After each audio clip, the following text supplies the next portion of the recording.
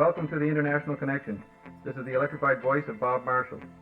Today we feature an interesting pattern from May Brussels. First, under the category of the biography with missing facts, May points out the parallels in the careers of three actors, Evita Peron, Ronald Reagan, and Pope John Paul II, especially in the years during and just after the Second World War. According to a book on Evita by Paul Montgomery, she was the, quote, creation of fascism that spread, of the totalitarian infection that spread from Germany and Italy in the 1930s, unquote. Before her husband Juan Perón became president of Argentina, he was that country's ambassador to Rome. Evita then ruled Argentina with her husband from 1945 to 1952.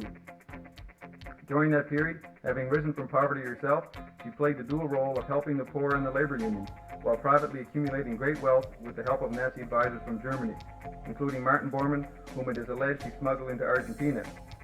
When she died in 1952, she left huge sums in many accounts in Switzerland, which money, according to May Brussels, was released gradually by her Nazi confreres to build up the post-war Nazi International around Otto Skorzeny until 1973, when $800 million in Evita's Swiss accounts was liquidated, which caused wild swings on the international gold market. Furthermore, a new book published in 1984 by Paul Hoffman revealed more details about the Vatican's connections to spy money, the CIA, Nixon, and the Nazis in a project codenamed Operation Eva. And May Brussels points out that Eva was another name that Evita Peron was known by as she pushed her homeland, a country that was much like the United States in the 1920s, into the arms of the Fourth Reich. Meanwhile, another actor who did not suffer during the war was Pope John Paul II. As Karol Wojtyla, he was a worker in the Solvay chemical plant near Auschwitz during the Nazi occupation of Poland, and because he had a job and official work, he was protected from roundups and even permitted to walk through the city after curfew. According to the book The Pope from Poland by Mr. Karolak, on the day before the major Gestapo raid on the quarry owned by Solvay, Karol Wojtyla was transferred to the factory, which probably saved his life. During the German occupation, from 1942 to 1945, Karol was able to start up and perform in the theater, attended only by Germans, and at a time when any other theater activity was illegal. After the war, he goes to Rome and becomes the protege of Pope Paul VI, who, as Secretary of State for the Vatican, helps organize the Rat Line to enable Nazis to escape from Europe to South America. His understudy, Pope John Paul II, then enters the world stage in the 1980s as a man loving peace, a champion of the poor, and obviously warm in front of the public, like Evita Peron and Ronald Reagan, but never forgetting his hidden past connections to the Nazis, as is shown by his appointment of his former employer, the man who ran IG Farben and Hitler's major bank during the Second World War, Hermann Abbe, to be in charge of the Vatican Bank in 1982. In spite of protests by Jews over this appointment, Hermann Abbe is still in charge today. Another great actor of our time, Ronald Reagan, also performed suspicious activities during World War II. According to the book Where's the Rest of Me by Reagan and Richard Hubler, Reagan collaborated with the OSS, who had obtained plans for the Nazi rocket launchers at Peenemünde, and the U.S. Army, who built an exact replica of Peenemünde in Florida and then bombed it while Reagan's group filmed it. This fact leads May Brussels to ask, what were those films for, if they subsequently bombed the real Peenemünde and could have filmed that? However, to continue, after the war, Reagan left the Defense Department as a captain and became absorbed in anti-communist activities in association with J. Edgar Hoover, Senator Joseph McCarthy, and Richard Nixon.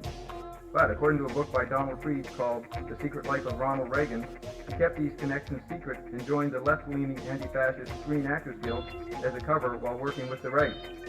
This act was identical with Evita Peron's image during the same years, ostensibly helping the poor and the Union, but really strengthening their Nazi ties, such as Reagan being on the board of Young Americans for Freedom and organizing Democrats for Nixon in 1960.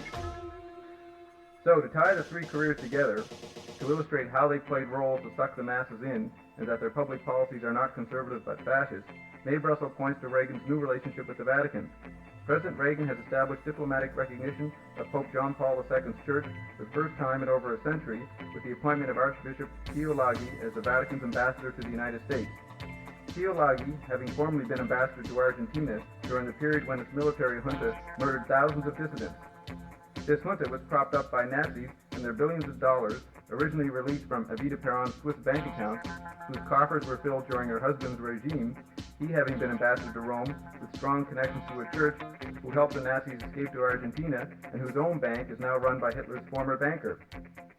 Therefore, any listener to the International Connection should be able to understand the meaning of the story headline that ran in the Toronto Star on April 12th. Quote, Reagan will honor Nazis on May tour, unquote. Now we'll hear from Sherman Skolnick and the Citizens Committee to Clean Up the Court in Chicago. Hi, Sherman Skolnick bringing you news. Killed by the monopoly press. Presented 24 hours a day by the Citizens Committee to Clean Up the Court. 9800 South Oglesby. Oh boy, that is too happy.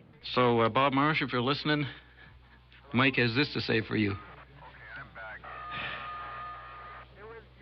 Station managers may come and go, but they will always be Bob. Okay, Bobby. So, that's what... Hope you're listening tonight, Bob. Yeah, so, Bobby Marshall, we hope you get another reward, an award or something, so that you can maybe change your image, change your approach to life. You just don't seem to have a handle on the new etiquette required in the 90s. We'll continue after this.